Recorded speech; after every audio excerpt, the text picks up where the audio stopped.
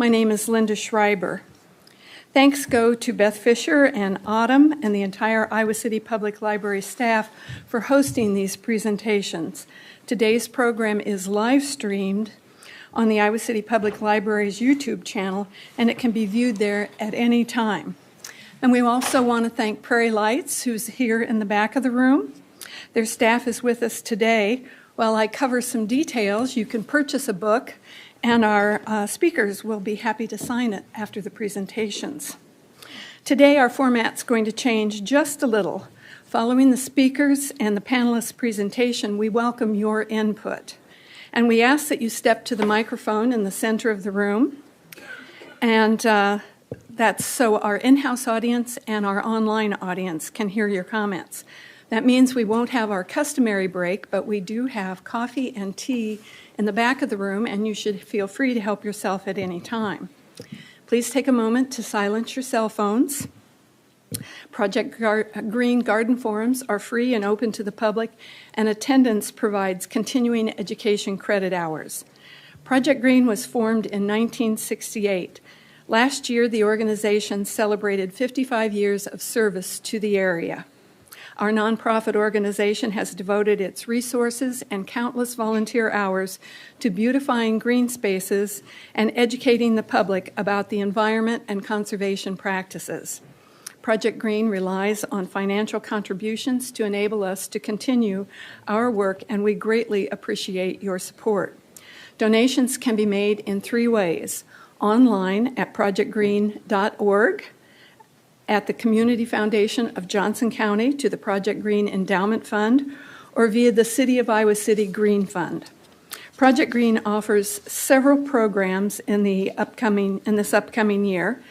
We learned about the documentary film Kiss the Ground by reading Tending Iowa's Land. Last summer, Project Green and the Iowa City Public Library partnered with numerous environmental sponsors, including 100 Grannies, Backyard Abundance, Burr Oak Land Trust, Johnson County Master Gardeners, and the League of Women Voters. This coming spring, Sierra Club is joining the partnership to host the sequel Common Ground. So you can watch our social media for details when that's going to be shown. Trout Leaf Native Plants is partnering with Project Green this spring to offer a native plant sale at the Project Green Gardens on Saturday, May 18th. And Project Green will introduce a new event this summer, a garden party on Saturday, June 22nd, highlighting the Project Green Gardens at 820 Park Road. Another open garden weekends is planned for Saturday and Sunday, July 13 and 14. Please consider offering your garden or nominating other gardens. This activity features gardens of a variety, and we welcome visitors with no admission charge thanks to the generosity of homeowners and our business sponsors. You can watch for details about these events on our website and social media. Also, beginning the first Monday in May through mid-October, volunteers help plant and maintain the Project Green Gardens at the city-owned Ashton House at 820 Park Road. Volunteers help out from 9 to 11 a.m., and it's a great opportunity to meet fellow gardeners, exchanging garden information and tips, and have the satisfaction of helping our community. Now, let's get started with today's program. In the 1860s, a physicist named John Tyndall first recognized the Earth's natural greenhouse effect and suggested slight changes in the atmospheric composition could bring about climatic changes. However, it wasn't until 1976, almost 100 years later, that the earliest known use of the noun climate scientist was used when the Oxford English Dictionary recorded evidence of its presence in science publication. Fast forward to today, if you're in the audience, you likely recognize Iowa's prairies and open spaces have been transformed over the past 200 years, from family farms that dotted the landscape into vast agricultural fields. Although the conversion provided us with food, fiber, and fuel in great quantities, it also robbed Iowa of the land's natural native resilience and created environmental problems that today challenge our everyday lives. Polluted waters, increasing floods, loss and degradation of rich prairie topsoil, compromised natural systems, and now climate change. Climate change is impacting immigration worldwide on a global scale. What are we leaving for the next generation? Many people know about climate change, but most have not heard about the biodiversity crisis and its impact on humanity's future. Biodiversity conservation is vitally important to a healthy soil. A collaboration relationship with nature is essential if we are to build and preserve a healthy ecosystem across the land. Today, we're especially pleased to welcome back Connie Mutel. She's an ecologist, a prolific writer, and editor of a 7-book series about Iowa's natural environment. The Wisconsin native is a former senior science writer at IIHR, Hydroscience and Engineering at the University of Iowa.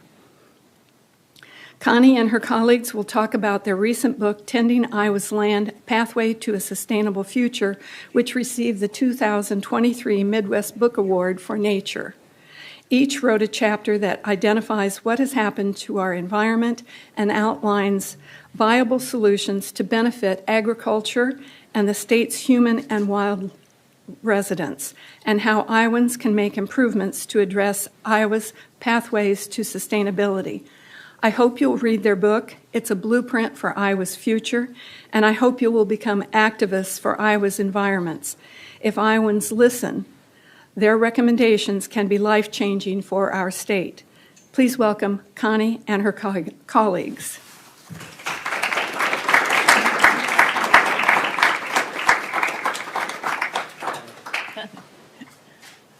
No colleagues. You can wait. You can wait a few minutes if you want. We are going to have a lot of time for discussion. I think that's we've given similar events, several of them here and elsewhere, and the discussions are always really fun. So I'm looking forward to that. But before the people come up, I'm going to give an introduction, and I didn't know what Linda was saying, so there's a little bit of overlap, but not too much. I was going to start as she did. In the 1830s, when the first Euro-Americans first settled...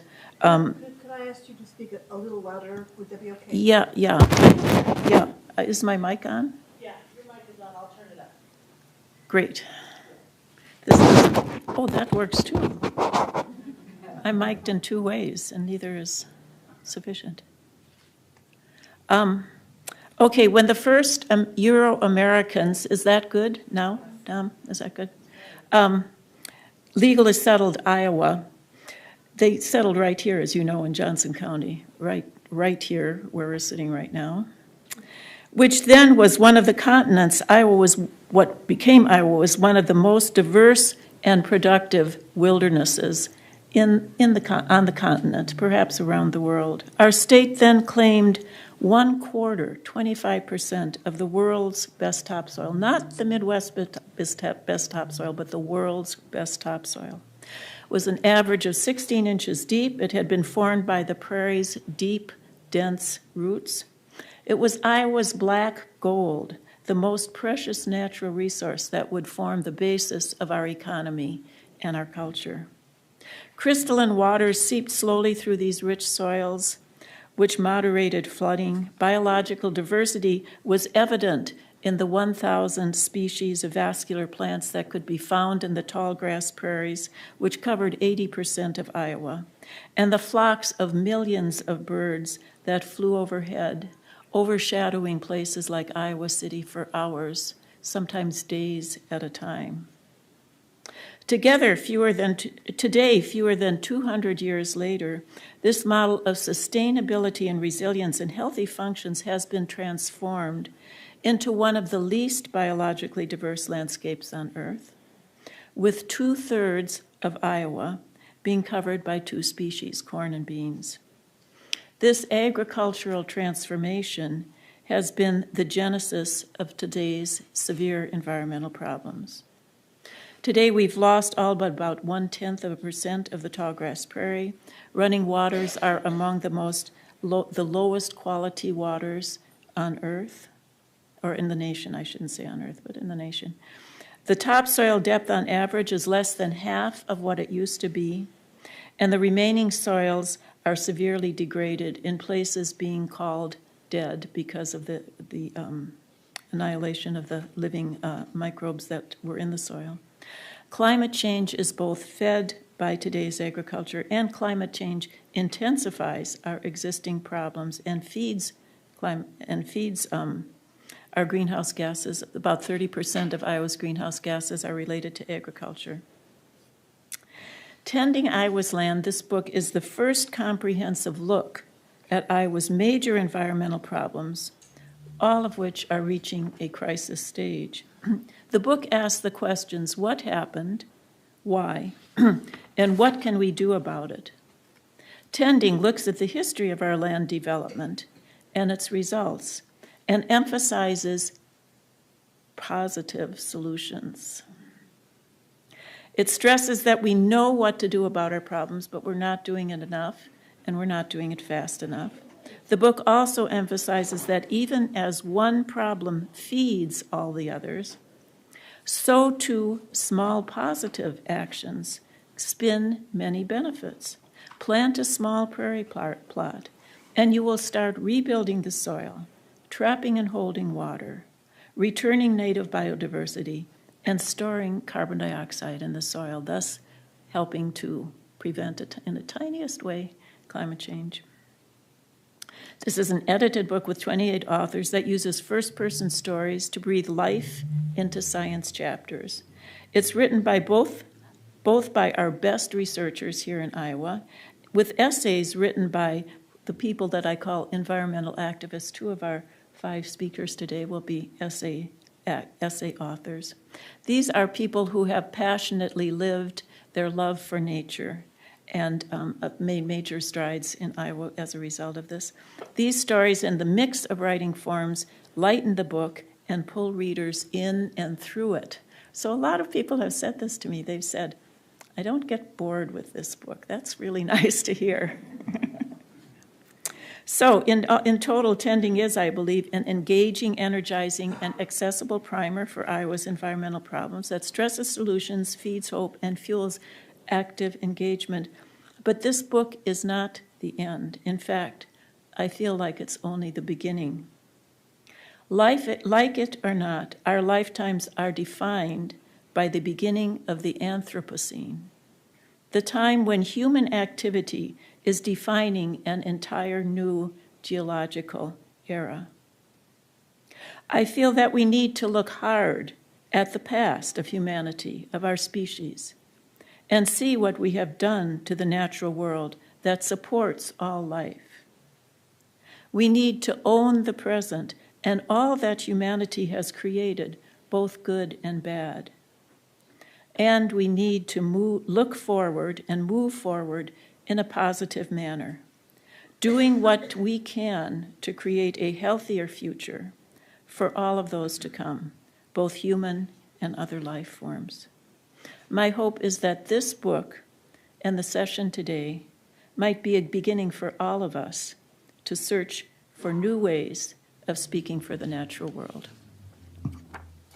So to move on to our panelists, they have been adequately coerced into having short talks. They're each going to talk about first what their writing is about and what their section is about. So the book is divided into 4 sections: soils, water, air, which is climate change, and biodiversity loss. So we have one author for each of those 4 sessions, and then the closing author who wrote the concluding chapter to the book.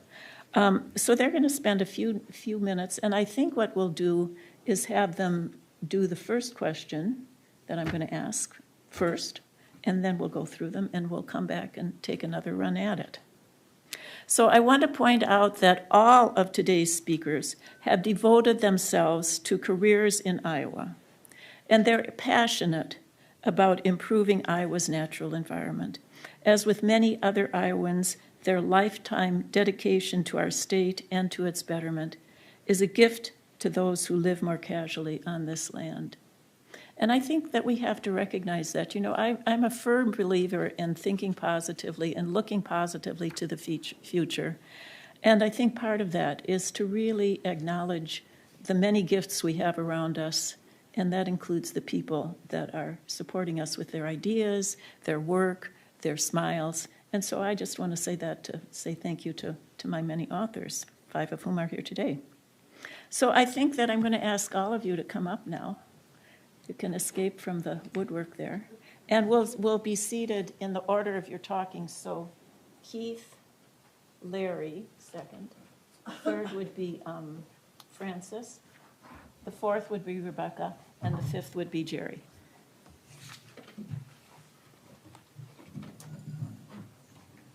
Great.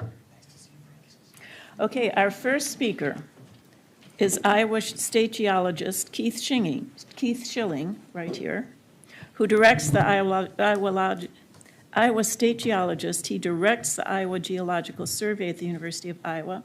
He's also an adjunct professor and research engineer at the university's IIHR Hydroscience and Engineering, where he conducts research on groundwater quality, water pollution, floodplain processes, and other hydrogeological topics. Keith wrote the chapter on soil erosion in the soils section of the book, which is the first section, which he'll talk about today. He also co-authored the water quality chapter with Chris Jones, but today he's going to focus on the soils. So, Keith. All right, thanks, Connie. Everybody hear me, especially in the back? Good, excellent. Well, I don't no reason to cover how rich our organic glacial sourced soils are around here. Let's take that as a given, that you get 1,000 of multiple years of prairie growth and perennial vegetation. You're going to have great soils with a lot of infiltration, organic carbon, and so forth. But with human settlement in the 1800s, mid-1800s or so, they really unleashed this process of soil erosion on the landscape. So it did not take very long for the first settlers to come in, especially with the moldboard plow, turn over the soil, and the minute rainfall hit it, we're going to get erosion. So that's what we start with, and it's really amazing in my career to look at how fast some of these processes have happened and the consequences that we're still living with today, 150 years later. If you go along a stream pretty much anywhere in Iowa and look at the exposed stream bank material, you're going to see 2, 3, 5, 6 feet of sediment that used to be on the uplands now residing in the floodplain next to the channel. We call this post-settlement alluvium. So it's all this post-settlement stuff that's eroded down and filling the landscape. With that being said, we had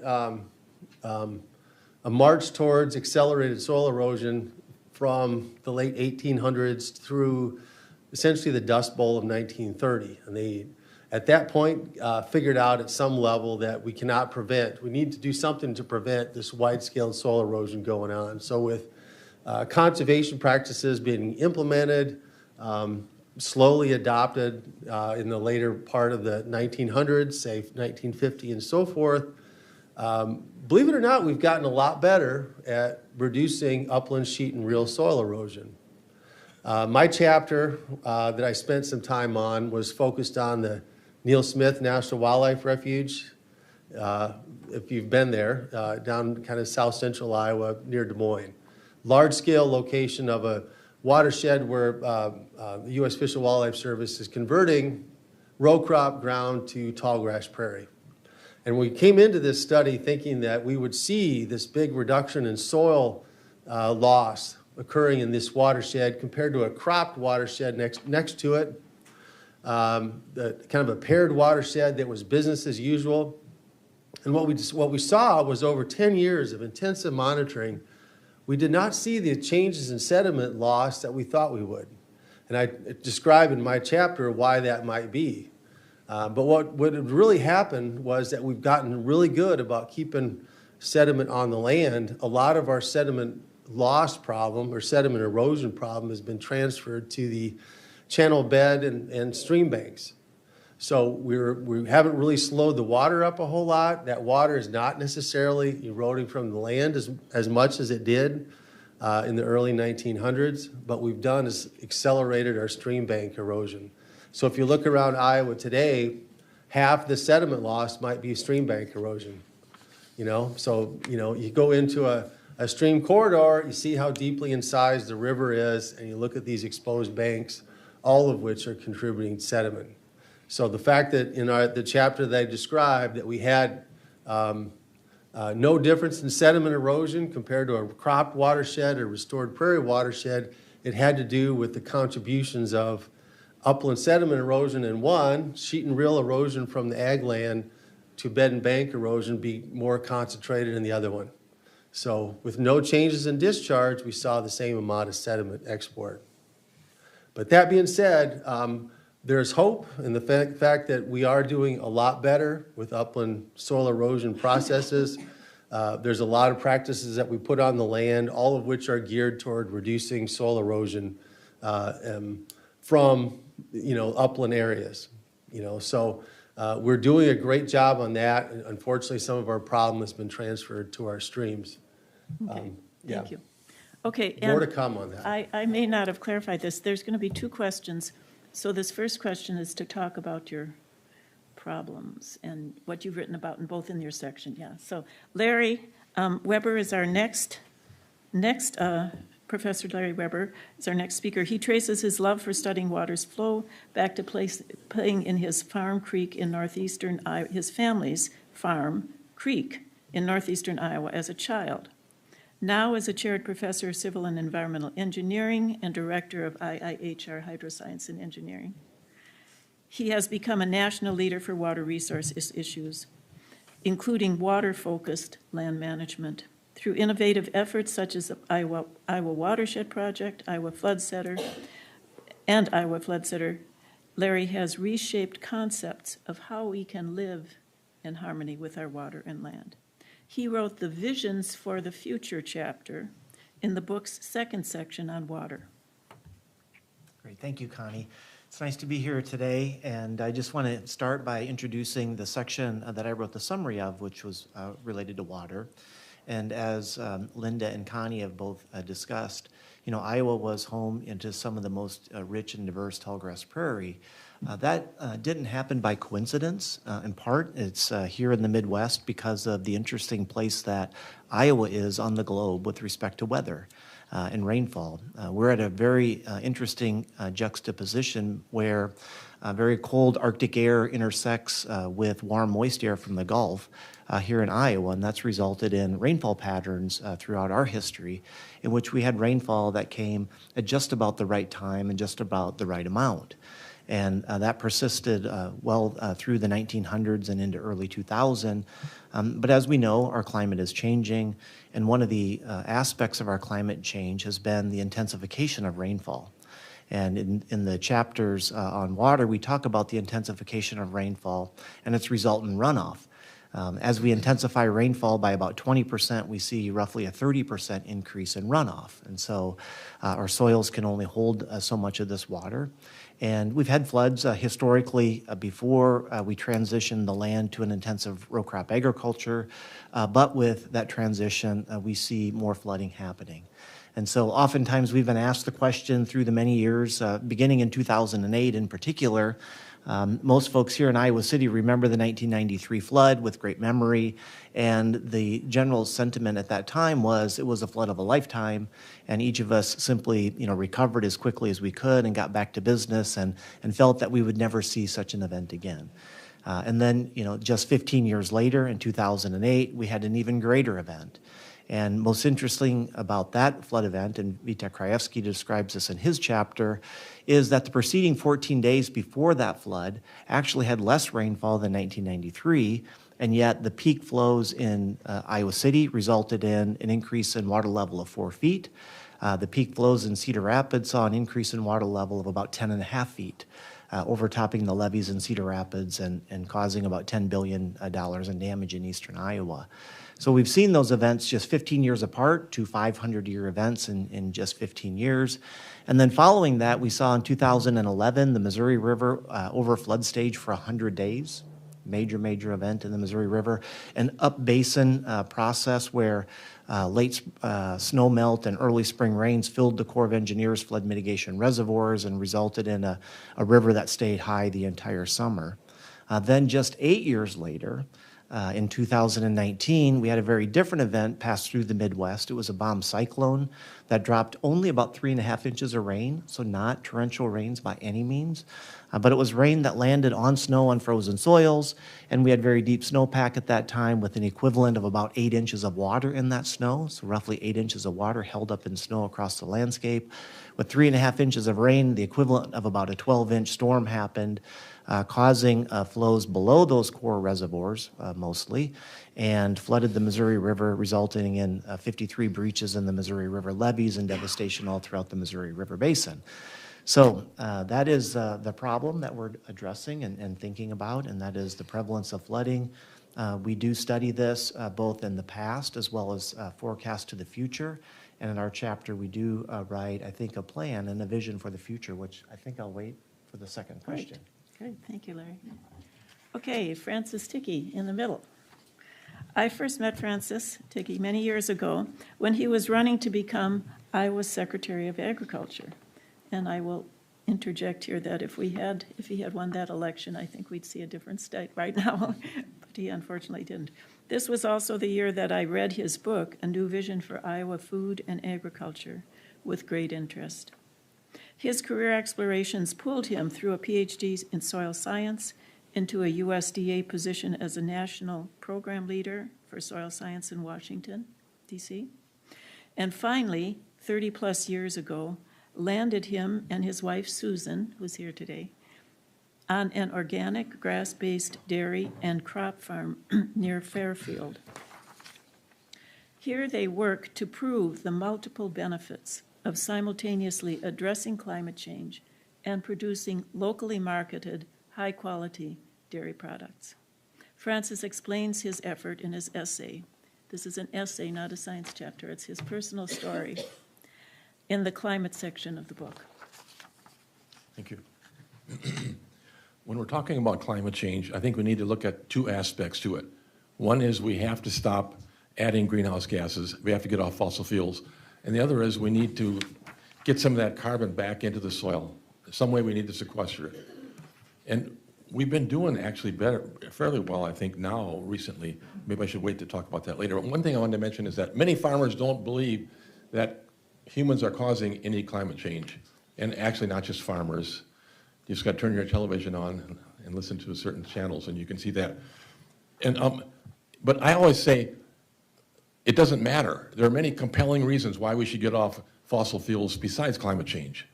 And for example, coal production, mountaintop removal, and all of the particle and respiratory problems associated with burning coal. For oil, we have the pollution of oil. We have tar sands oil extraction and shale oil. All these things are very polluting. And fracking for oil and for natural gas, which is polluting our groundwater.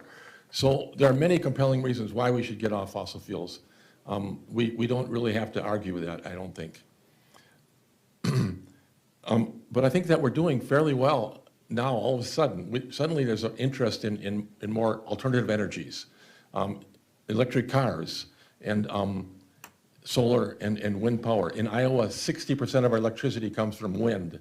And we have tremendous potential for solar. And actually with solar, it's very interesting. We can have what's called agrivoltaics. So we have solar panels on the ground, and some research shows that some crops can actually grow under these solar panels and produce more than when they're out in the open because of the shading effect and preventing the drying out of the soils and so on. So there are some real solutions. But now as far as sequestering carbon, we're really lacking on that side. Our industrial agriculture today is not going in the right direction. As we've heard, we've lost about, on average, half our topsoil since we started farming in Iowa, and we lost 60% of our organic carbon. And our organic carbon is really important. 12,000 years ago, it's very interesting to look at it. 12,000 years ago, when the last glacier left, there was no carbon really in the soil at all. There was no soil in this part of the country.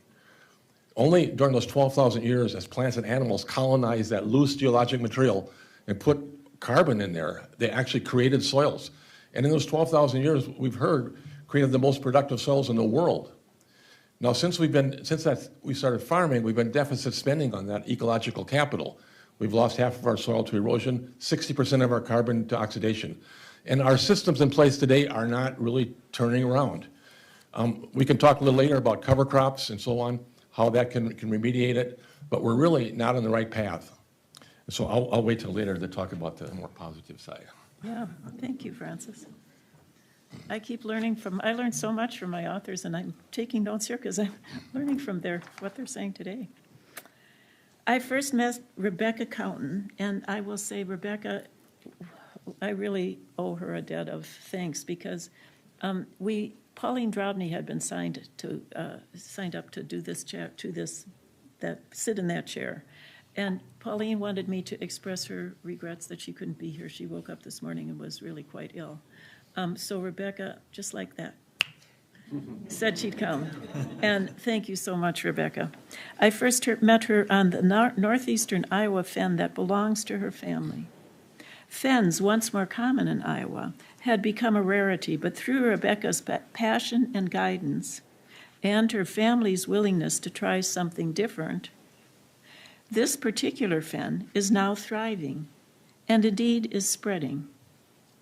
Indeed, it's now recognized as one of Iowa's highest quality wetlands because wetlands, period.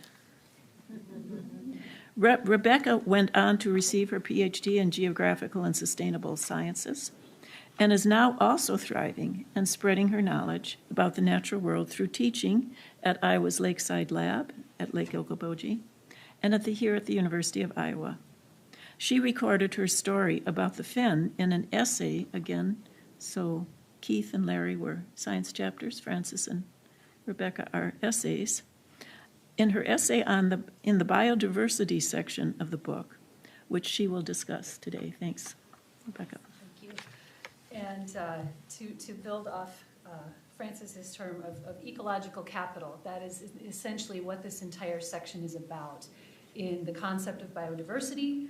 And I will say I felt very honored and flattered to be among the authors in this particular section. It kind of felt for me, kind of reminiscent and a bit of a family album, if you will. The chapter about wildlife, chapter about woodlands and wetlands.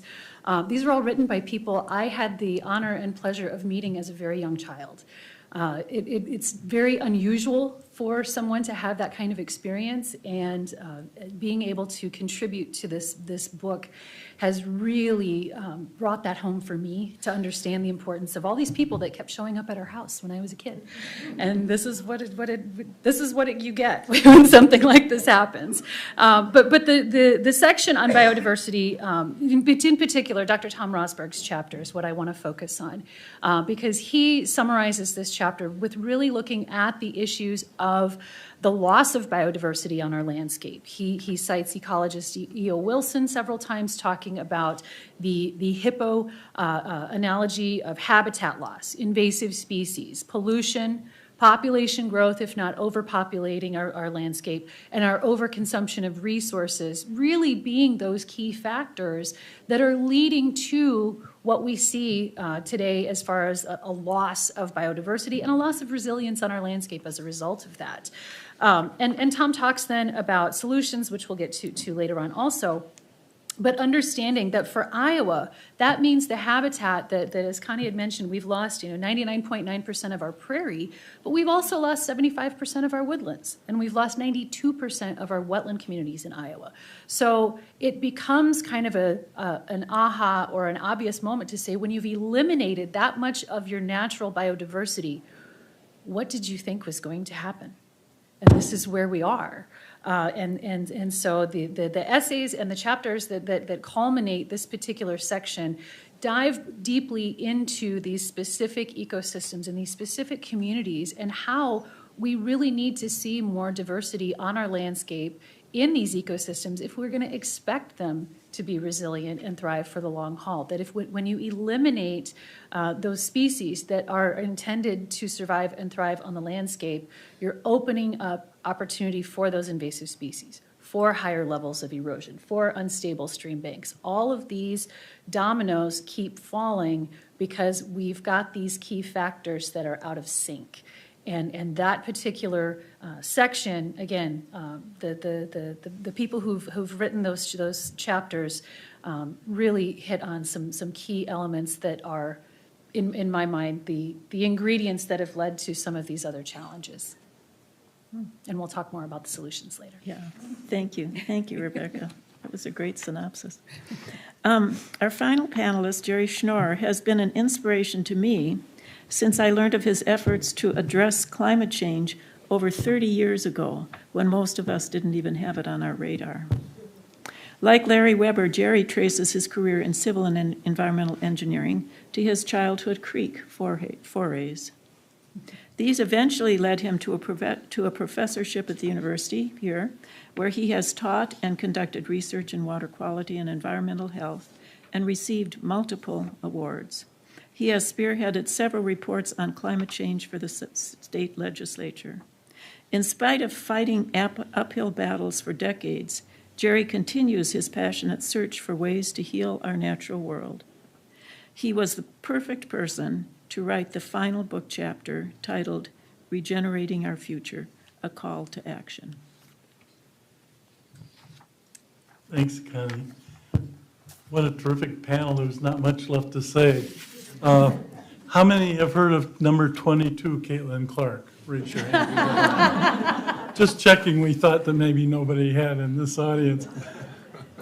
The problems that I talked about in the culmination of the book have already been mentioned, but they include climate change, and one that I have been studying and interested in for, well, I think the first class I taught was in 1990 on climate change, and you do feel a little bit like Groundhog Day in that the same message is being repeated over and over. But there is hope, and we're going to talk about that hope, I guess. Next question, is that right? Yes. So the problems are ever present in many. We talked about them at lunch, some of us. The wildfires last summer, it's a climate change phenomena. If you look at a land use map of Canada, the whole darn country is almost all boreal forest. Canada is warming about 2 times as fast as we are right here. We can expect more and more severe, forever, more fires out of Canada and affecting our air. My grandkids at that time last summer with the Canadian fires were in a camp called Camp Red Pine in northern Wisconsin. And I looked at the air quality index, that's ozone and fine particles that go into your lungs, and it was 268. 200 is unhealthy and you should get out of there. 250 is people check into the hospital and some don't come back out. People are dying from particles and wildfires are going to get much worse. And it's a climate change phenomena. And we have to think about how to respond to that. Francis Ticky said some of the things that we must do, and actually the whole panel is working on many of the things that we must do, but it's a big problem. The goal, I was at the original Rio Earth Summit in 1992, took 12 different students with the United Nations Association, and in 1992, for the first time, countries said, yeah, this is a problem, we're going to have to do something about it at the Rio Earth Summit. But eventually, through that process at Paris in 2015, I was a delegate there also. We set the goal of not having climate change more than 1.5 degrees Celsius. That's about 2.7 degrees Fahrenheit more. And I'm sorry to say that I fear we've breached that already, the 1.5 degrees Celsius. Actually, we're a little bit spared here in the Midwest. Ours hasn't risen quite as much as the global average, but that's the problem. Regarding biodiversity, we don't even know how many species we have globally. The best estimate, using AI actually, is about 8.7 million total species. That would be with Latin names, you know, genus and species type names. But it's also quite well estimated that we'll lose in the next generation, about 20, 25 years, we'll lose about 1 million species. 1 million out of 8 million species just in the next 20 years. And unlike some of the other problems we're talking about, which are largely reversible, maybe not the soil from the 10,000 years ago, but largely reversible problems, this one isn't. When you lose those species, they're gone, and they're gone forever. Forget about Jurassic Park. We don't have any DNA museums anywhere to bring these things back. And it's really a tragedy, one in which we need an awareness, and that's maybe our second message coming up. And I will stop there. Thank you. Okay, now I'm going to come back and ask you each again, starting with Keith, to talk about what can be done about these problems, the specific ones that are in your section. And just take a few minutes, and then we're going to have questions from all of you and hopefully get a good dialogue going.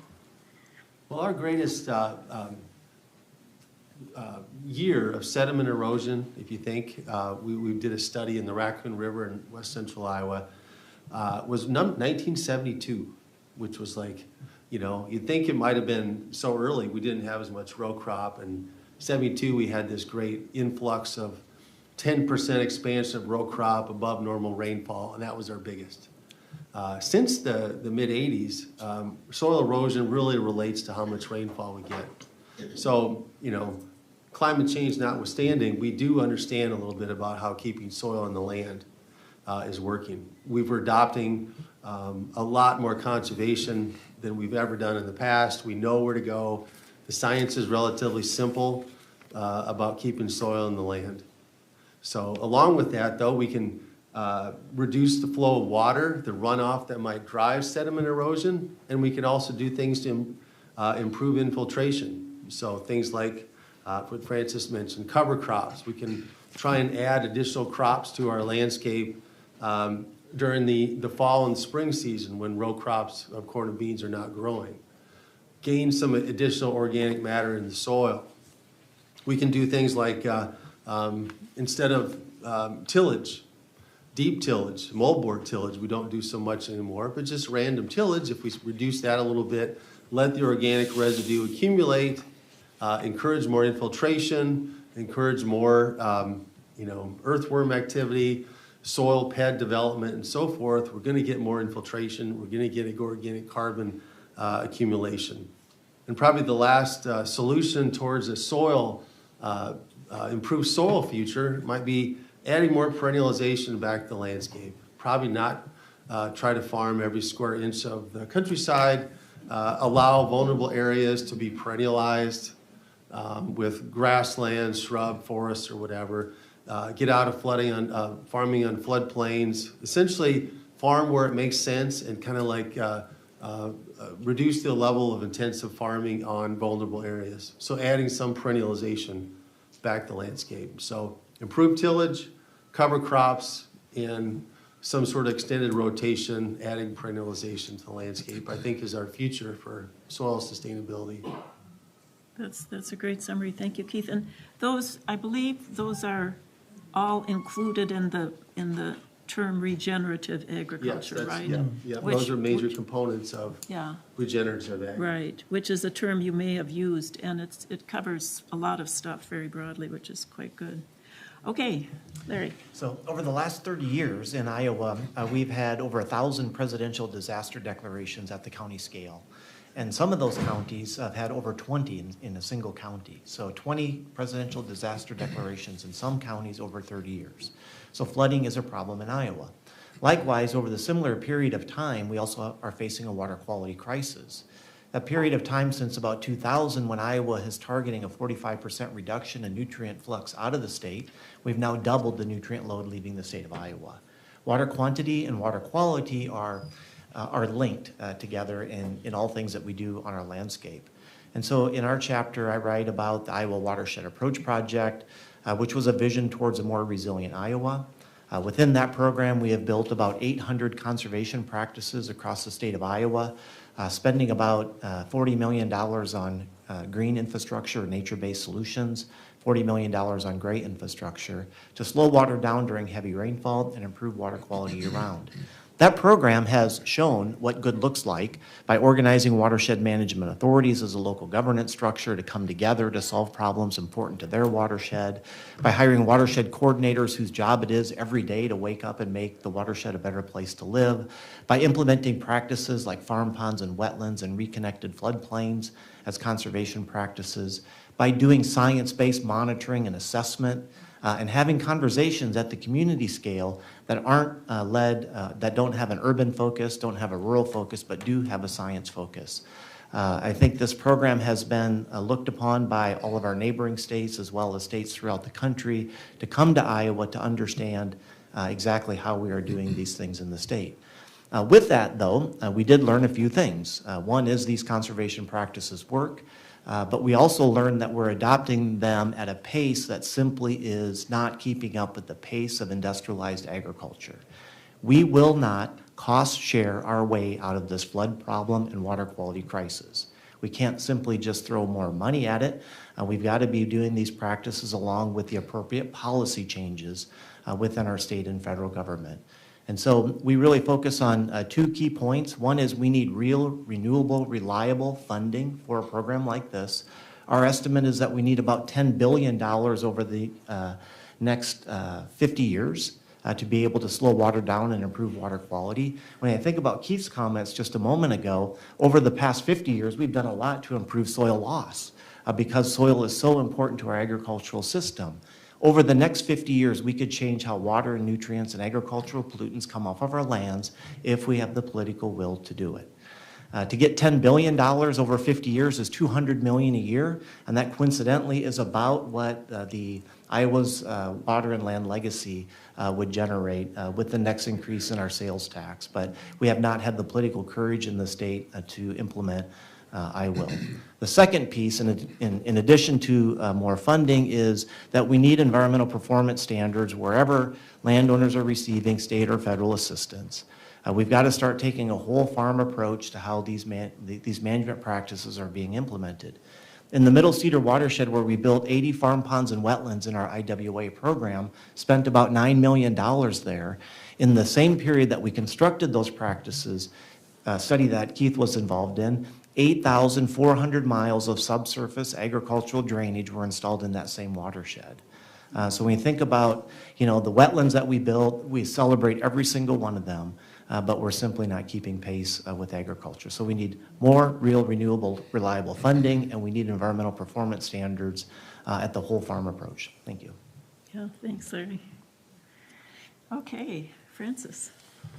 A number of us have mentioned about how rich our soils have been. We need to look at how that process happened, and we can mimic that in agriculture. I think that's how we're going to be able to solve it, if we're going to solve it at all. And look at during this 12,000 years after the glacier left, how did we get those rich soils? Well, part of it was these 50 million bison or so that were running across the countryside, and they'd come in packs, and they would, herds, and they would, the tall prairie grasses, they would graze them down and trample what they didn't graze. And then that plant, which was tall, it had very deep roots. It would slough off some of that root matter into the ground and grow new tops and then new roots and so on. So this pulsing of the herds coming through and grazing and pulsing the organic matter deep in the soil is a key part of what built our soils. And we can mimic that in agriculture with grazing systems. And that's what we're doing on our farm. We have our farm, a part of our farm split up into 60 small pastures. We call them paddocks. And after each milking twice a day, the cows go into a new pasture. And so they keep moving around, kind of like the bison moving around. And so when they come back to the first one, it's regrowing. And then we go around, and it has to rest in order to get that deep root. If you look around, most of the grazing in Iowa, in midsummer, the grass is really short. That means that the roots are really shallow. If the grass grows tall, the roots will grow deep. And so we're using that on our farm to build soil and sequester carbon in the soil. Now, I wanted to point out my brother's farm in Minnesota. He milks about 100 cows, and he not only is doing that kind of grazing, he's done it for 30 years, but he also has a whole lot of solar on his farm, enough to run all the electricity on his farm and to run three electric cars for the families that run the farm. And because the cows are harvesting the feed, they don't need to run hardly much for tractors. They don't have to harvest corn and soybeans. They make hay for the winter, but so they're reducing their fossil fuel use, and they're actually producing extra solar power that's sell back to the grid. So we can do these things. Just one follow-up here, though. We're not doing it very well here in Iowa. 23 million acres of land, as Connie said, 2/3 of our landscape is in corn and soybeans. Now, these crops, they only grow for about 4 to 5 months of the year. So during most of the year, there are no roots in the soil that are living. And so during that time, when it rains, the rainfall hits the ground, it takes a soluble nitrate right down to the tile drainage and off into the rivers, because there are no roots to catch that. When the prairie grasses were here, the prairie grasses would scavenge that right up. The research shows that you can hardly leach any nitrate out in a good prairie system. And so, but we have corn and soybeans for only 5 months of the year at most. And so during most of the year, it's just leaching out. We can use cover crops to scavenge that. However, they usually get in pretty late. We have only about 5% or less of our corn and soybean acres get into cover crops. And the other part of that is that about half of our corn goes into make ethanol, about 5 million acres. And with solar and electric vehicles coming on, ethanol is going to become obsolete. If electric vehicles come in, they're going to come in, and ethanol is going to become obsolete. The industry has not really been willing to admit that or even talk about it. But then we'll have 5 million acres we need to do something with. And the research shows that, and a paper put out by 100 scientists in Iowa recently said that an acre of solar panels will produce 100 times as much energy as an acre of ethanol. I say that again. 1 acre, wow. Compare 1 acre of corn ethanol to an acre of solar panels, and you'll get 100 times as much energy from the acre of solar panels. Now, the ethanol field is going to, we're going to lose 1 gallon of soil for every gallon of ethanol. If you look at the USDA erosion data, every time you have a gallon of ethanol, you've lost a gallon of soil. And so that's not good. And also for every acre of corn used to grow, make ethanol, we lose 30 pounds of nitrate on average to nitrate pollution into our water resources. So just think, now if we can remove 5 million acres from that, we're going to make a tremendous difference in our water quality. Now we don't even need to put 5 million acres into solar panels because, you know, that would really be a lot. But we just got to have that. We just got to have that vision. We got to get rid of the fossil fuels, and we got to make our soils and our cropping systems more resilient. Yeah. This is, I feel like clapping, but I'm not going to. But you know, I love this energy that I'm an academic, and these guys are academics, we're all in our head. But you get somebody like Francis out there, and he says, this is what I'm doing, this is what it's about. It's just great. Thank you so much, Francis. Okay, Rebecca, take it away. Sure. So in our section, it's taking these issues and these solutions that others have talked about as far as what to do, but it gets a little more specific on where and how. Looking again at Tom's essay, Tom's chapter, I keep calling it an essay, it's a chapter, but he references E.O. Wilson again, an ecologist that hopefully many of you are very familiar with also, talking about Wilson's concept that we would need to preserve half of our land and water resources on the planet if we want to sustain ourselves. It's a very ambitious goal. Tom references then the Weiss Campaign for Nature that say 30%. Can we aim for 30? Let's negotiate, right? And can we protect 30% of our land and waters by the year 2030? It still seems very daunting, but the way Tom presents it, it also seems doable. If we think about the land that we're currently using for agricultural production and the land that maybe we could modify to serve more as a conservation resource. Most of Iowa's arable land, we've got about 26 million acres of land in crop production today. We have about 7 million of those that are considered marginal lands. So it's highly erodible land. It's land in the floodplain. It's poor soils with a lower CSR, or crop suitability rating. That's the number that farmers care about because that's going to tell them whether or not they're going to get a high yield. So if the marginal land constitutes about 7 million acres, if we took that 30 by 30 concept of 30% of Iowa in conservation or preservation in some case by 2030, that means we would set a goal of needing about 6.1 million acres more of what we have in conservation, because we've already got about 4.7. In conservation today, all is not lost. It's not total doom and gloom. And that 6.1 million acre gap could be filled alone by marginal land. If it's there, it's literally the low-hanging fruit. If we can work with folks to consider land that you're already not getting a high yield from, and thinking of my own experience with my farmer parents, land we were able to take out of production, it was a practicality. It was areas that we were able to put a conservation buffer in around our fen, because it was a pain to navigate heavy equipment through some tight corners, but look, taking the concepts of impracticalities and looking at those marginal lands as an opportunity to actually put some of these practices into place comes in this section, and thinking about my family and our story as an example. We are inherently no different than almost any other farm family in Iowa. We are pretty run-of-the-mill people, right? The only difference was we had this 13-acre piece of land that my dad couldn't farm, despite every effort to do so. There's tile every 30 feet in that fen today. He tried, right? But it was the persistence, people, Connie would say and others would say it was the persistence of people like me. It was the persistence of people like you. It was the tour buses from the North American Prairie Conference that came multiple times. It was the conservation groups, the botany groups, the butterfly people, the bird people, all of these folks showing up and expressing their sense of wonder when they would see this place that changed their minds, that got them thinking about it differently and seeing a different form of value that didn't correspond to a dollar sign. But it took that human connection. It took people coming in and explaining what was valuable to them about this place that my parents couldn't turn a dollar on, right? That there's value that can be counted in other ways. And I do my best to pay that forward with the students I teach. I take them to the places that many of the writers in this chapter talk about. I have students that have been to Kelso Prairie, if you read Tom's chapter. They know the value of that landscape because they've been there. They've walked on this. They've jumped up and down on a fen before. When you create those formative experiences, whether it's for a student, for a young person, or for a lifelong learner, those are the moments that stick with you.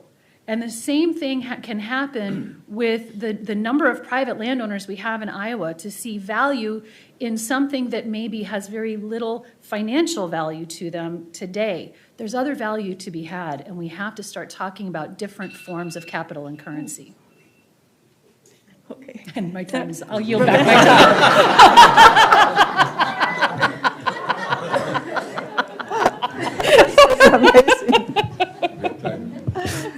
The gentleman from Davenport would like to take that time. Rebecca, I just want to say one thing, if you can stop crying, laughing. That marginal land, is a lot of that, as I understand, is land that we're now subsidizing, right? Because people plant corn on it and it gets flooded. Yeah. So our taxpayers, our tax dollars go to the farmers farming marginal land. We're paying for it already. And the disaster declarations, that floodplain land is the land that's being damaged. Exactly. So we could just change the wording, give them the money for something else. Okay, Jerry. I like these doers and what a great it's panel. So energizing. I am an academic, though. I suffer from that. And so I was thinking about, it seems like all of these problems that we're talking about are externalities. Aren't they showing us failures in our market system, failures in capitalism? We're not paying the real price, the real cost for that ethanol, for those ag products, for the food, fuel, fiber, feed. A lot of ours is feed. We're not paying the true cost because of all these externalities, the problems in this book that are discussed as climate change and biodiversity loss and poor soil health and degradation of water quality. So being an academic, Connie, I went to someone much smarter than me. I asked the question of artificial intelligence, ChatGPT-4. I posed the question, how does one overcome such externalities as these? And I got this answer immediately. BMPs, education and awareness, economic incentives, and collaboration and policy.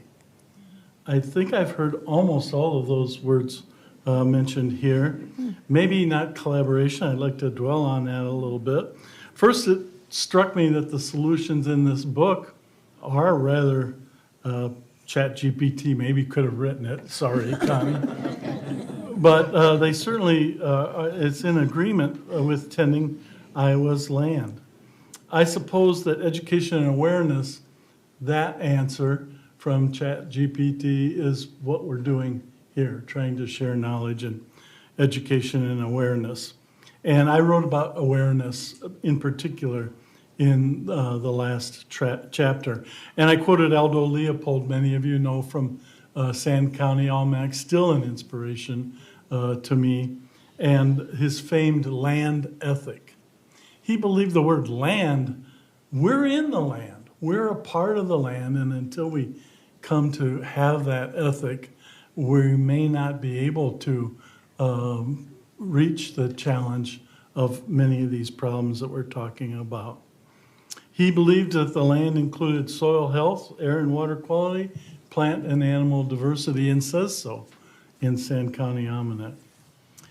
Another answer from the artificial intelligence was economic incentives. Carrots and sticks can be used, and policy.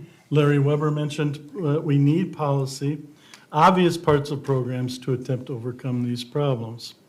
But in the last few minutes, I hope we can talk about collaboration. And it seems to me that somehow, some way, along the way, we have to come to an understanding of each other. Maybe we have to listen harder, listen better to each other and to each other's problems, what's stopping us from making improvements. Listen carefully, really listen, and then collaborate for transformative action. Thanks. That's great, Jerry. You know, I'm going to ask a question because I've heard you say this, it wasn't in your chapter. I've heard you say, we're going to start dealing with these problems. We're going to get there because we have to. Yes. And how does that mix with this collaboration? Does that mean that when we get pushed hard enough, we're going We'll to have let to down collaborate. the walls? We'll have to, yeah. We'll have to collaborate. We may be late, for example, with all the climate change meetings that my students and I have gone to. We're going to miss those deadlines, I predict. I'm sorry to say. But we do have a way, it seems to me, of kind of muddling through. We will make a lot of the solutions eventually that are being talked about here. It may not be on schedule, Connie. It may be a little late, but I do truly believe we will answer the challenge. Can I speak to collaboration for a minute? I appreciate you bringing that up, Jerry. And we are at a very important time in our history in Iowa as it relates to collaboration. In 2008, or following 2008, the Iowa legislature in 2010 passed legislation to allow the creation of watershed management authorities through an intergovernmental agreement, through a 2080 agreement, that any two governmental jurisdictions within a Huck 8 watershed boundary, i.e. cities, counties, or soil and water conservation districts, could come together to form a watershed management authority to discuss programs that would increase flood resilience and improve water quality in their watersheds. Since that time, I'm so proud to say that 30 or more of these watershed management authorities have been created across the state of Iowa and led at the grassroots level, at the community level, by community members to come together to write watershed plans for watershed improvement. No one wants to hear from Des Moines or Washington, D.C. what we should do in our watersheds. But when folks come together to make real and important changes in their watersheds, action can happen. We've had the great fortune and pleasure to work with many of these watershed management authorities across the state of Iowa through our HUD-funded programs and others to improve water in their watersheds. Over the past week, there's been legislation. House File 674 has been introduced and passed out of subcommittee to full committee, which would change the watershed management authorities to watershed partnerships. Fine, it's a name change that will result in administrative burden to those existing 30 watershed management authorities to have to go back and change their names to partnerships. But it limits the amount of work that they can do on education, on outreach, and discussing water quality. And to me, this is one of the founding principles that our country and this democracy has been founded on, and that is the free and open discussion amongst community members about issues that are important to our communities. When there's an overreach in our government, as there is in this particular case, we have to be very careful. And I think that there are conservation groups and many people that are going to come out and oppose these changes to make sure that watershed management authorities are allowed to continue to meet and discuss and to create programs that are important to their watershed. So if you have a chance, take a look. Larry, could you repeat that number, please? It's House File 674. 674.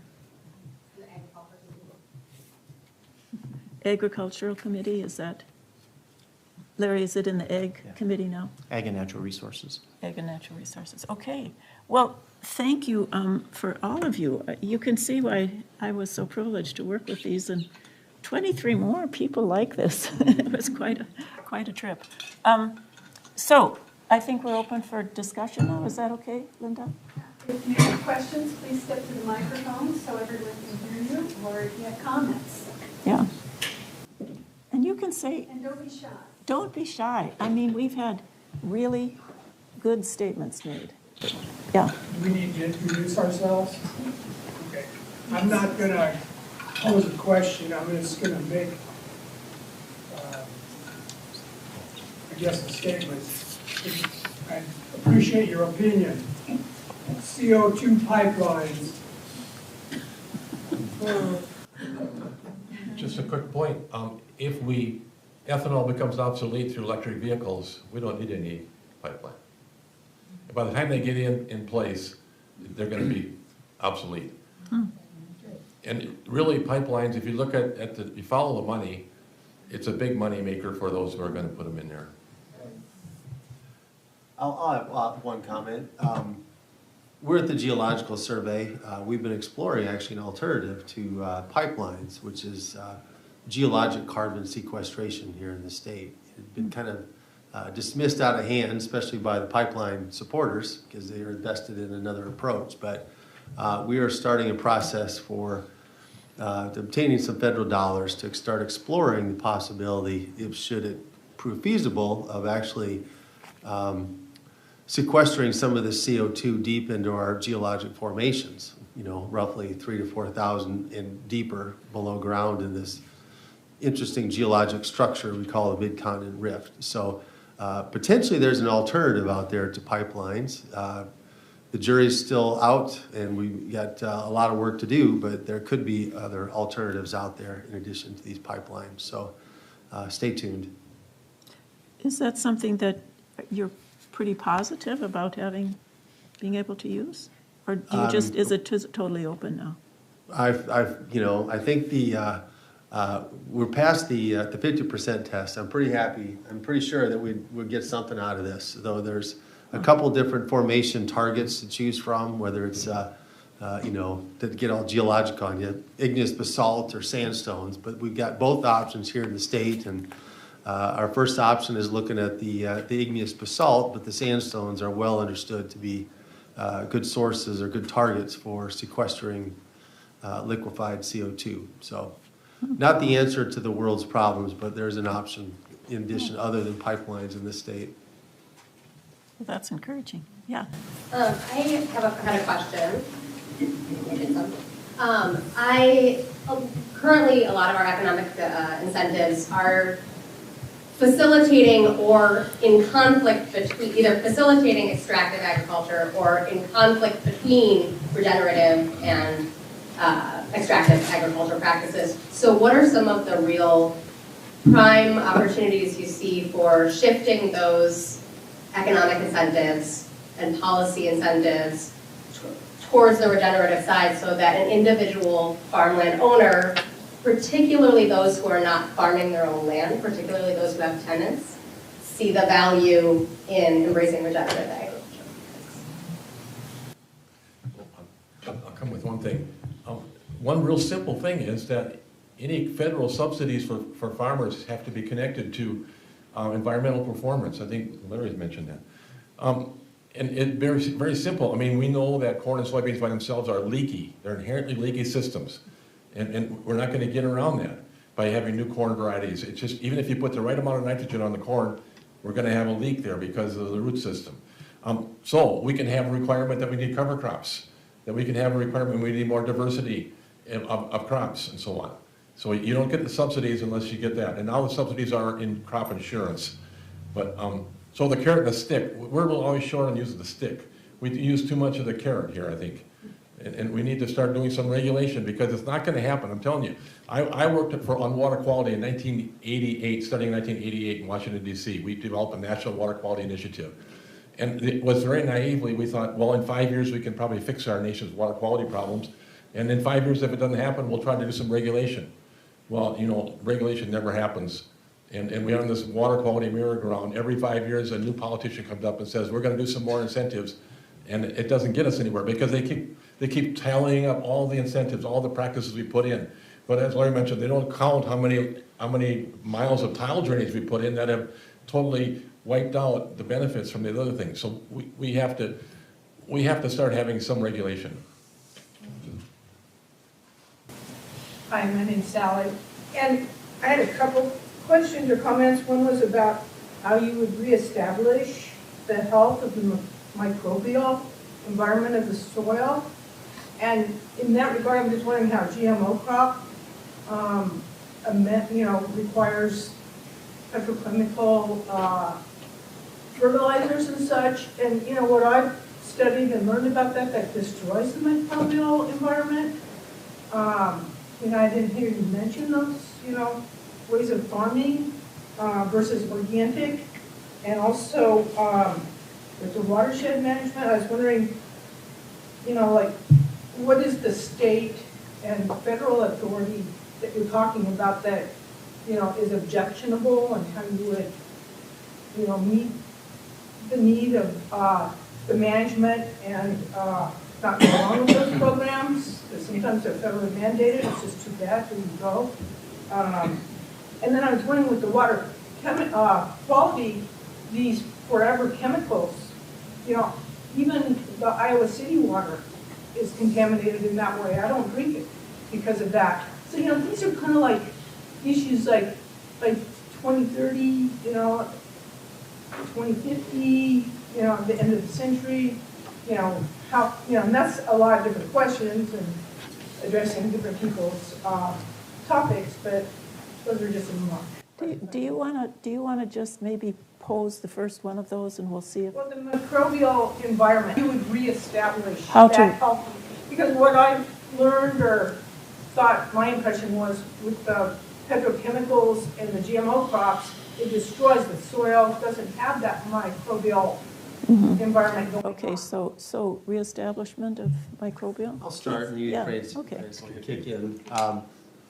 From my experience and what I've seen is that nature is incredibly resilient.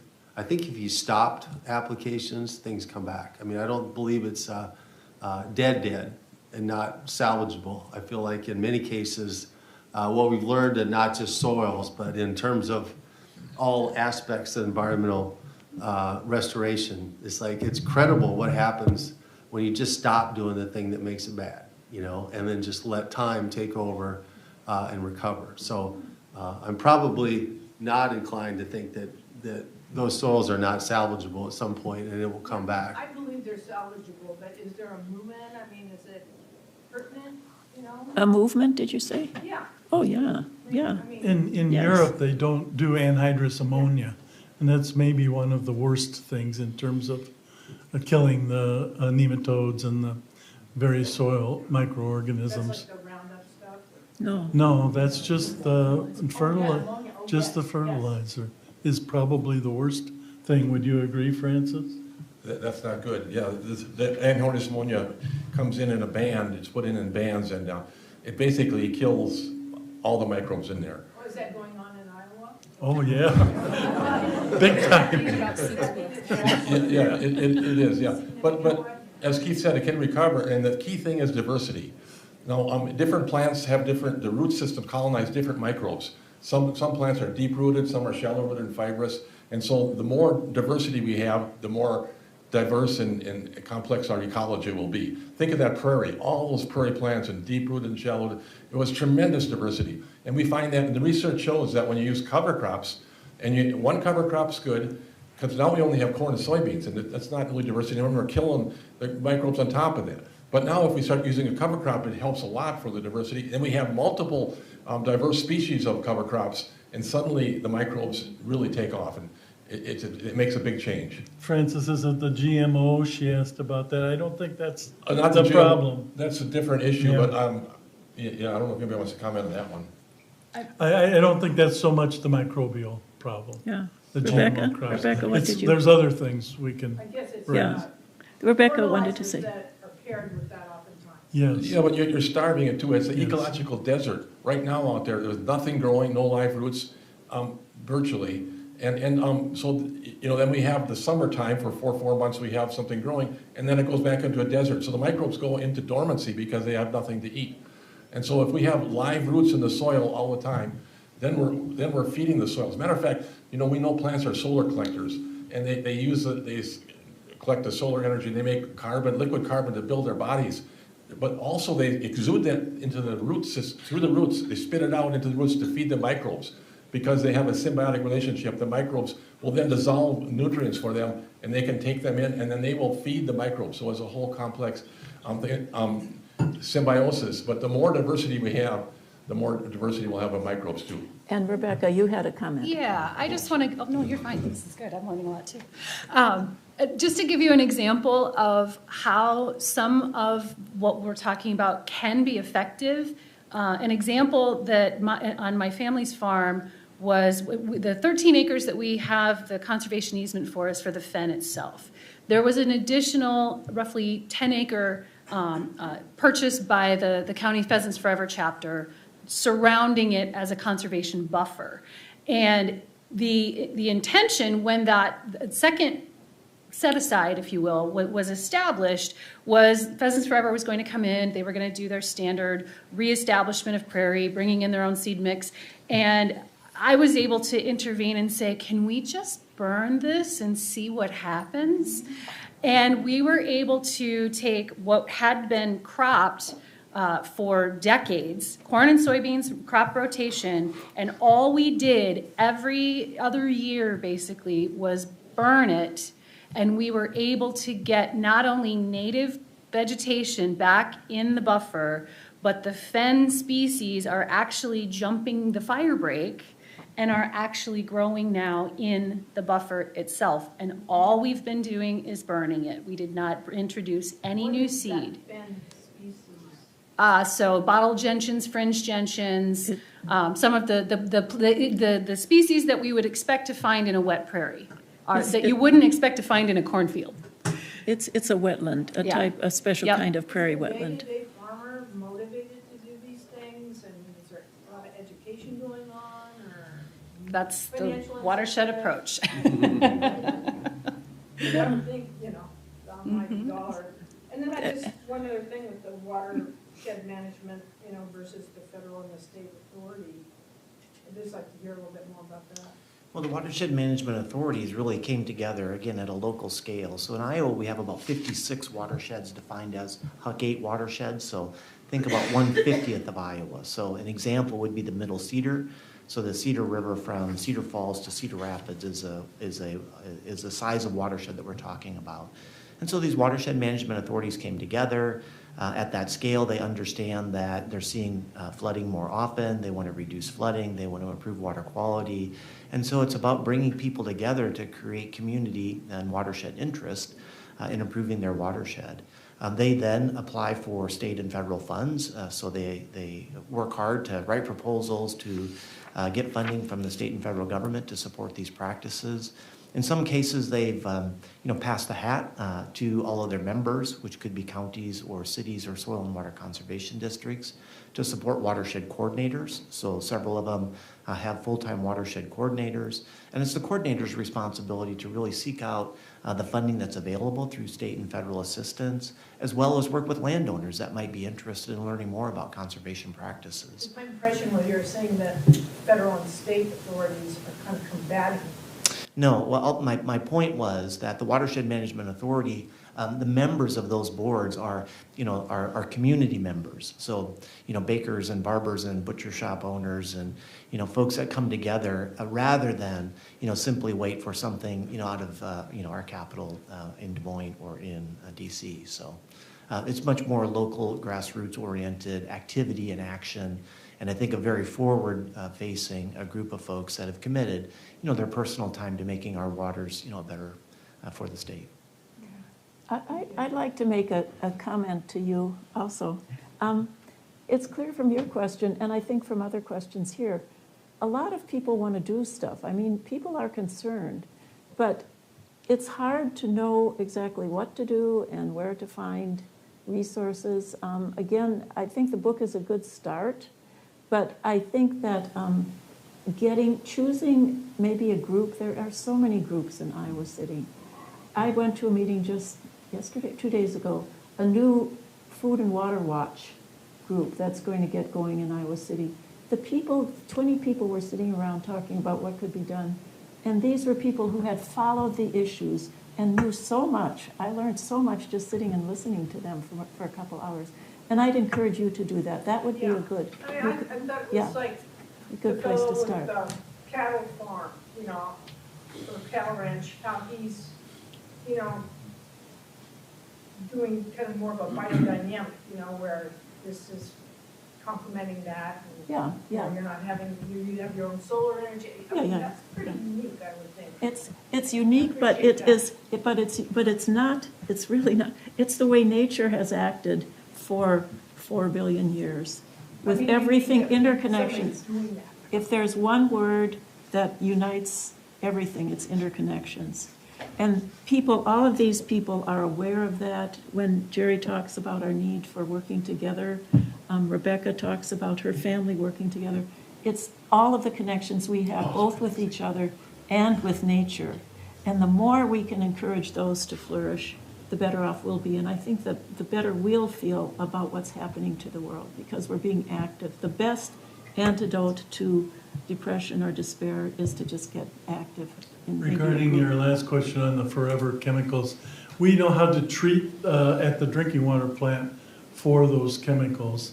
EPA hasn't even decided what the treatment levels should be yet, but we can treat them. What's a harder problem is the vast dispersed amount of such chemicals to clean up the aquifers. That's more difficult problem. But we can make the drinking water safe. Great, well, thank you. Not safe. Below the detection, below the limit that EPA finally decides upon. Yeah, I know I'm just okay. Let's get on. We have a few more people, and our time is growing short here. So. Yeah, one strategy that you guys propose to take on this really massive problem is to focus very specifically on the marginal areas. And I was curious if you could elaborate on, are those precisely mapped and surveyed, like we know exactly where they are? And then which organizations, I know there's a handful of land trusts in Iowa, are really zoning in on purchasing those lands or making land deals for those spaces? So maybe I'll start with a couple comments. We had the challenge a few years ago to remap the entire state of Iowa floodplains. And so we've mapped out the 100-year flood, which everybody's familiar with that line, right? The 500-year. But we also did the 2-year, the 5-year, the 10-year, the 25, the 50, the 100, the 200, and the 500. So we put 8 delineations out across the floodplain. And in doing that, we had a colleague, Calvin Walters, with the Geologic Survey in Iowa DNR, who then intersected that information with row crop agriculture maps as well. And we're able to determine that we have about 400,000 acres of row crop agriculture in the 2-year floodplain. the floodplain that is expected to flood about every other year. And so that could be, one target, one characterization of marginal land. We could think about that 400,000 acres. Following the 2019 floods, the state of Iowa received about $36 million in wetland program funding to take row crop agriculture out of production and put it in a perpetual wetland easement. So $36 million equates to about 3,600 acres. And over the open enrollment period, about 30,000 acres, so $300 million of requests came into the federal offices that were managing that program. And so 3,600 acres came out of production, 30,000 acres came in and said, pick me. So about 26,000 acres went right back into row crop production. So it's just an example where there is willingness amongst the landowners to give up the fight on trying to farm that land that floods so frequently and put it into a natural conservation programs and yet maintain private ownership. And so it's a really nice opportunity for us to target some lands there. I think, I'm going to weigh in, just to follow up quickly. Two other areas of marginal land would be highly sloping land that we see around here. You get slopes greater than 10 or 15%. You're not going to, you should not be cropping those. I don't care what practice you're putting on that. That's just too much slope and too much hydraulic energy to be farming that reliably. And the second in north central Iowa are all the prairie potholes. So those are classic examples of what people have been exploring. It's easier at the scale of these north central Iowa operations to go back and forth across them. We don't get any yield here, but it was easier.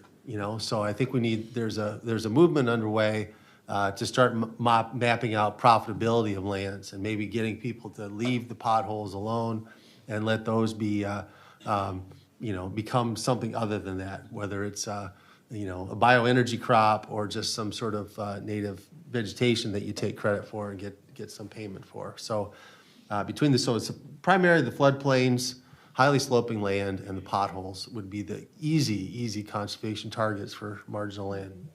And to build off that, the crop suitability rating is a composite index value from the U.S. Department of Agriculture, Farm Service Agency.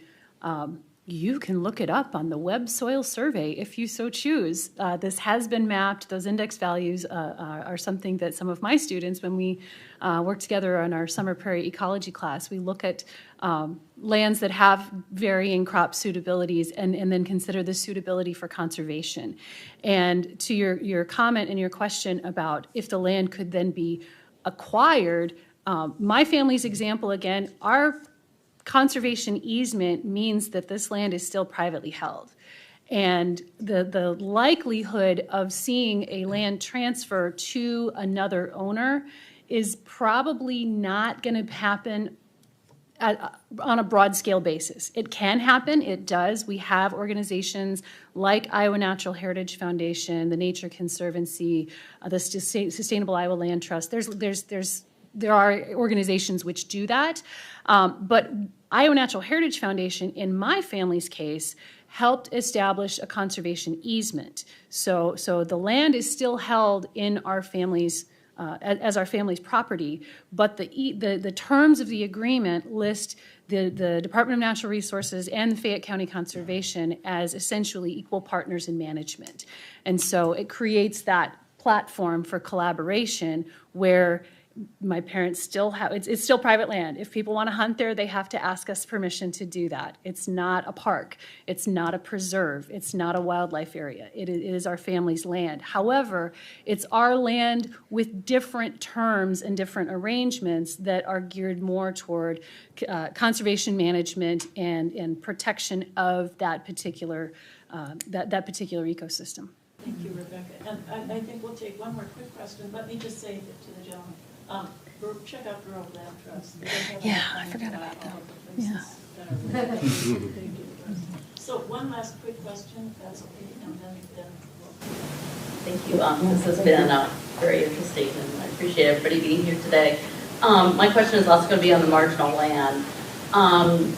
What are your thoughts of doing an economic study of a watershed, looking at that marginal land and coming up with alternative uses So maybe you do certain plots with regenerative farming or solar or wind, or maybe you're doing fruit trees or nuts. Can we look at it and say, hey, here's an economic plan for this watershed, so that when you go to that landowner, they're getting still they're still producers, or maybe there's an organization that farms those plots. So they do the row cropping and someone else does the regenerative farming, and there's a partnership there. Is there stuff?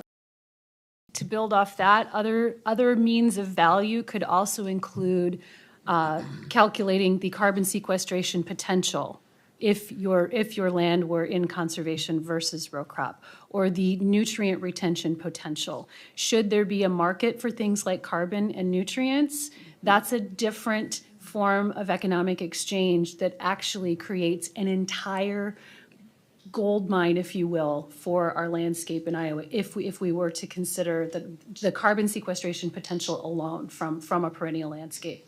Yeah, I agree. And also maybe ecosystem services, if Exactly. you're looking at wetlands, streams, or woodlands, any sort of ecosystem services, so. Okay, one more final question. I can't pass up an opportunity to have clarification on crop insurance, which can be an incentive to keep growing crops in the same, let's say, inopportune areas.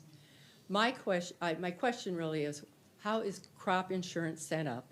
If a farmer has farmed a marginal land, it floods, does that farmer, if they paid into the crop insurance, do they get reimbursed? What if they plant it again and 3 years later or 5 years later it gets flooded? Do they get reimbursed? Yes. Now, is it like some areas out west where people or out east are finding they can't get house insurance anymore because coverage is becoming very risky for the insurance companies? And do we have that model here for farm insurance, or is it more that everybody pays the same rate regardless of the actual risk of being flooded?